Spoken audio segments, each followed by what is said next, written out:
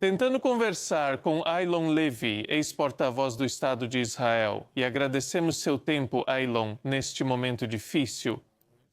Quero dizer, seu presidente deixou claro que vocês veem isso diretamente como um ataque aos judeus. Sim, olha, estou bastante abalado agora, estou no meio de mensagens, tenho muitos amigos em Sydney. Estive lá no ano passado, alguns deles estavam no evento. Alguns têm amigos baleados e não tem nenhuma dúvida. Este foi um ataque direcionado à comunidade judaica da Austrália e nós não sabemos quem foram os autores. Foram islamistas, radicais de esquerda, neonazistas. Houve patrocínio estatal ou foi espontâneo. Mas o fato de não sabermos só mostra o quão severo tem sido o ataque total contra os judeus nos últimos 2 anos, desde o massacre de 7 de outubro. O massacre de 7 de outubro em Israel marcou o início de uma guerra global contra os judeus.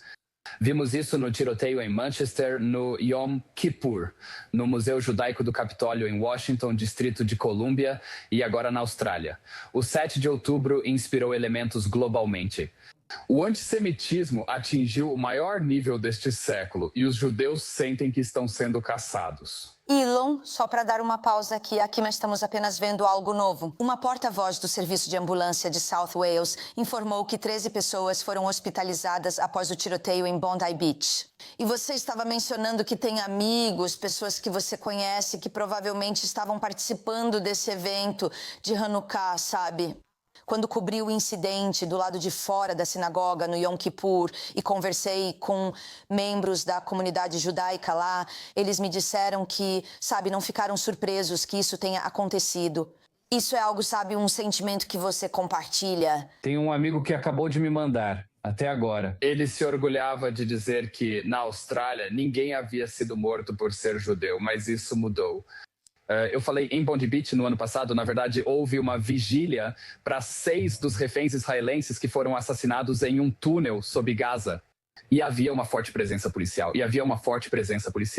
Porque esse é exatamente o cenário que os judeus na Austrália temiam. Vamos lembrar que foi há apenas alguns meses que o governo australiano expulsou o embaixador iraniano depois de descobrir que o Irã estava por trás. 2 ataques à comunidade judaica na Austrália. Uma sinagoga em Melbourne foi alvo de coquetel Molotov e uma cafeteria judaica em Sydney também foi atacada.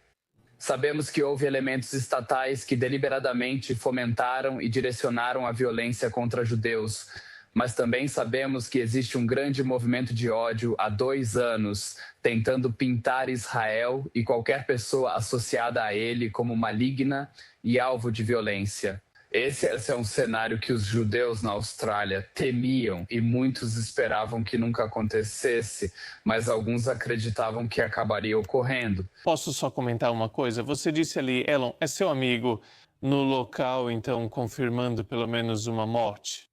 Estou ouvindo relatos de fatalidades. Não vi nada confirmado oficialmente pelos serviços de ambulância, mas esses são os relatos que estão começando a se espalhar em certos grupos. Ok, o que Israel faz como Estado em relação às muitas comunidades judaicas internacionais ao redor do mundo? Quero dizer, você tem pessoas, sabe, em todos os continentes, e isso é uma ameaça para cada uma delas. O que você pode fazer, alguma coisa como nação? Como falei, desde 7 de outubro virou uma guerra global contra os judeus. Israel tem várias opções.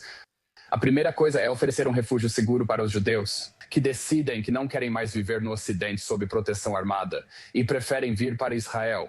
Israel também pode ajudá-los com a segurança da comunidade e a proteger as instituições comunitárias.